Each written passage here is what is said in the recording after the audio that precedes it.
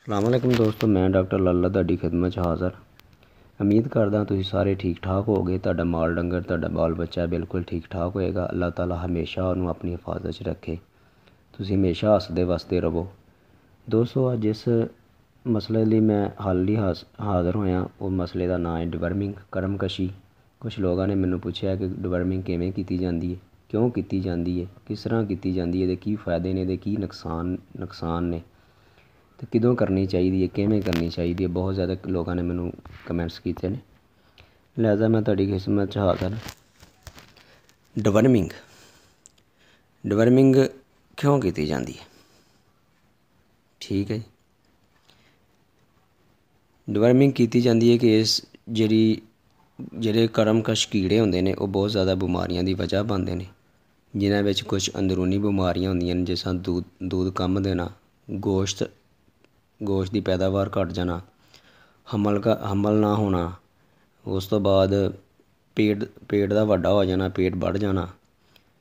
ਇਹ ਸਾਰੀਆਂ ਨੇ ਅੰਦਰੂਨੀ ਬਿਮਾਰੀਆਂ। ਬੈਰੂਨੀ ਬਿਮਾਰੀਆਂ ਦੇ ਵਿੱਚ ਹੈਗਾ ਜਿਲਦ ਦਾ ਪਤਲਾ ਹੋ ਜਾਣਾ, ਖੂਨ ਦੀ ਕਮੀ, ਜਿਸਮ 'ਤੇ ਦਾਗ ਧੱਬੇ ਪੈਣਾ, ਸੋਜਨ, ਖਾਂਸੀ। ਇਹ ਸਾਰੀਆਂ ਡਿਵਰਮਿੰਗ ਦੀ ਵਜ੍ਹਾ ਤੋਂ ਹੁੰਦੀਆਂ ਨੇ, ਨਾ ਕਰਨ ਦੀ ਵਜ੍ਹਾ ਤੋਂ ਹੁੰਦੀਆਂ, ਕਰਮਕਸ਼ ਕੀੜਿਆਂ ਦੀ ਵਜ੍ਹਾ ਤੋਂ ਹੁੰਦੀਆਂ ਨੇ। ਹੁਣ ਇਹ ਜਿਹੜੇ ਕਰਮਕਸ਼ ਕੀੜੇ ਹੁੰਦੇ ਨੇ, ਜਿਹੜੇ ਕਰਮ ਜਿਨ੍ਹਾਂ ਨੂੰ ਕਹਿੰਦੇ ਨੇ, ਉਹ ਵੀ ਦੋ ਤਰ੍ਹਾਂ ਦੇ ਹੁੰਦੇ ਨੇ। ਅੰਦਰੂਨੀ ਕੀੜੇ ਹੁੰਦੇ ਨੇ ਜਿਹੜੇ ਪੇਟ ਦੇ ਅੰਦਰ ਹੁੰਦੇ ਨੇ, ਉਹਨਾਂ ਨੂੰ ਰਾਊਂਡ ਵਾਰਮਸ ਕਹਿੰਦੇ ਨੇ। ਪੇਟ ਦੇ ਕੀੜੇ ਹੁੰਦੇ ਨੇ, ਫੇਫੜਿਆਂ ਦੇ ਕੀੜੇ ਹੁੰਦੇ ਨੇ, ਆਂਤੜਾਂ ਦੇ ਕੀੜੇ ਹੁੰਦੇ ਨੇ। ਠੀਕ ਹੈ। ਉਸ ਤੋਂ ਬਾਅਦ ਬੈਰੂਨੀ ਕੀੜੇ ਹੁੰਦੇ ਨੇ ਜਿਹੜੇ ਵੀ ਖੂਨ ਚੂਸਦੇ ਨੇ, ਜੂਆਂ ਹੁੰਦੀਆਂ, ਮੱਖੀਆਂ ਹੁੰਦੀਆਂ, ਚੀਚੜ ਹੁੰਦੇ ਨੇ, ਮੱਛਰ ਹੁੰਦੇ ਨੇ। ਠੀਕ ਹੈ। ਇਹ ਸਾਰੇ ਜਿਹੜੇ ਨੇ ਇਹ ਜਾਨਵਰ ਵਾਸਤੇ ਨੁਕਸਾਨਦੇਹ ਹੁੰਦੇ ਨੇ। ਠੀਕ ਹੈ। ਉਸ ਤੋਂ ਬਾਅਦ ਤੁਹਾਨੂੰ ਮੈਂ ਦੱਸਾਂ ਕਿ ਡਿਵਰਮਿੰਗ ਕਿਵੇਂ ਕੀਤੀ ਜਾਵੇ। ਡਿਵਰਮਿੰਗ ਕਰਨ ਵਾਸਤੇ ਸਭ ਤੋਂ ਪਹਿਲੇ ਸੁਬਾਹ ਟਾਈਮ ਜਾਨਵਰ ਨੂੰ ਚਾਰੇ ਤੋਂ ਬਾਅਦ ਥੋੜ੍ਹਾ ਜਿਹਾ ਗੁੜ ਖਿਲਾ ਦਿੱਤਾ ਜਾਵੇ। ਉਸ ਤੋਂ ਅੱਧਾ ਪੌਣਾ ਘੰਟਾ ਬਾਅਦ ਉਹਦੀ ਡਿਵਰਮਿੰਗ ਕਰਨੀ। ਡਿਵਰਮਿੰਗ ਵਾਸਤੇ ਮੁਖਤਲਿਫ ਮੈਡੀਸਨ ਜਿਹੜੀਆਂ ਨੇ ਉਹ ਮਿਲਦੀਆਂ ਨੇ। ਠੀਕ ਹੈ।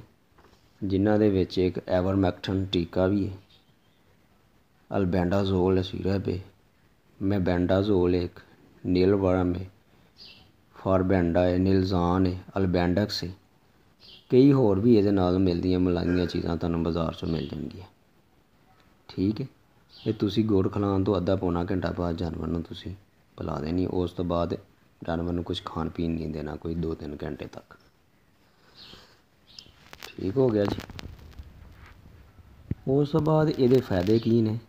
ਇਹਦੇ ਫਾਇਦੇ ਇਹ ਨੇ ਕਿ ਇਸ ਤੋਂ ਬਾਅਦ ਜਿਹੜੀ ਤੁਸੀਂ ਖੁਰਾਕ ਦੇ ਰਹੇ ਹੋ ਪ੍ਰੋਪਰ ਜਾਨਵਰ 'ਤੇ ਅਸਰ ਕਰੇਗੀ। ਗਾਏ ਭੈਂਸ ਦਾ ਦੁੱਧ ਤਕਰੀਬਨ ਅੱਧਾ ਲੀਟਰ ਤੋਂ ਲੈ ਕੇ ਲੀਟਰ ਤੱਕ ਵੱਧ ਜਾਏਗਾ। ਇਹ ਛੋਟੇ ਜਾਨਵਰਾਂ ਨੂੰ ਸਾਲ 'ਚ ਤਕਰੀਬਨ 3 ਦਫਾ, ਵੱਡੇ ਜਾਨਵਰਾਂ ਨੂੰ ਸਾਲ 'ਚ ਤਕਰੀਬਨ 4 ਦਫਾ ਕਰਨੀ ਚਾਹੀਦੀ। ਅਤੇ ਇਹ ਬਹੁਤ ਜ਼ਿਆਦਾ ਜ਼ਰੂਰੀ ਚੀਜ਼ ਹੈ। ਠੀਕ ਹੈ। ਇਹ ਜ਼ਿਆਦਾਤਰ ਉਸ ਇਲਾਕਿਆਂ 'ਚ ਹੁੰਦੀ ਹੈ ਜਿੱਥੇ ਜਾਨਵਰਾਂ ਦੇ ਚਰਾਗਾ ਨਹੀਂ ਹੈ, ਜ਼ਿਆਦਾ ਜਾਨਵਰ ਸਬਜ਼ ਚਾਰਾ ਨਹੀਂ ਖਾਂਦੇ। ਜਿਹੜੇ ਜਾਨਵਰ ਜ਼ਿਆਦਾ ਖੁਸ਼ਕ ਖੁਰਾਕ ਖਾਂਦੇ ਨੇ ਉਹਨਾਂ ਨੂੰ ਇਹ ਜ਼ਿਆਦਾ ਹੁੰਦੀ ਹੈ। ਲਿਹਾਜ਼ਾ ਕੋਸ਼ਿਸ਼ ਕਰਨੀ ਕਿ ਜਾਨਵਰ ਨੂੰ ਜ਼ਿਆਦਾ ਤੋਂ ਜ਼ਿਆਦਾ ਸਬਜ਼ ਚਾਰਾ ਦਿੱਤਾ ਜਾਏ। ਉਮੀਦ ਕਰਦਾ ਹਾਂ ਕਿ ਇਸ ਵੀਡੀਓ ਤੁਹਾਡੇ ਵਾਸਤੇ ਜ਼ਿਆਦਾ ਮਸਲੇ ਦਾ ਹੱਲ ਕਰਨ ਵਾਸਤੇ ਬੜੀ ਅੱਛੀ ਸਾਬਤ ਹੋਏਗੀ। ਤੁਸੀਂ ਲੋਕ ਇਹ 'ਤੇ ਅਮਲ ਕਰੋਗੇ, ਇਨਸ਼ਾਅੱਲਾ ਤੁਹਾਨੂੰ ਅੱਛੇ ਫਾਇਦੇ ਮਿਲਣਗੇ। ਜਾਨਵਰ ਦੀ ਖੁਰਾਕ ਸ਼ੁਰੂ ਕਰਨ ਤੋਂ ਪਹਿਲੇ ਉਹਦੀ ਡਿਵਰਮਿੰਗ ਜ਼ਰੂਰੀ ਕਰਨੀ। ਉਹਦੀ ਸਾਲ 'ਚ ਤਕਰੀਬਨ 3-4 ਦਫਾ ਡਿਵਰਮਿੰਗ ਕਰੋ। ਉਹਦੇ ਨਾਲ ਪੇਟ ਦੇ ਕੀੜੇ ਖਤਮ ਹੋ ਜਾਣਗੇ, ਉਹਦੀਆਂ ਬਾਹਰ ਚੀਚੜ ਵਗੈਰਾ ਖਤਮ ਹੋ ਜਾਣਗੇ।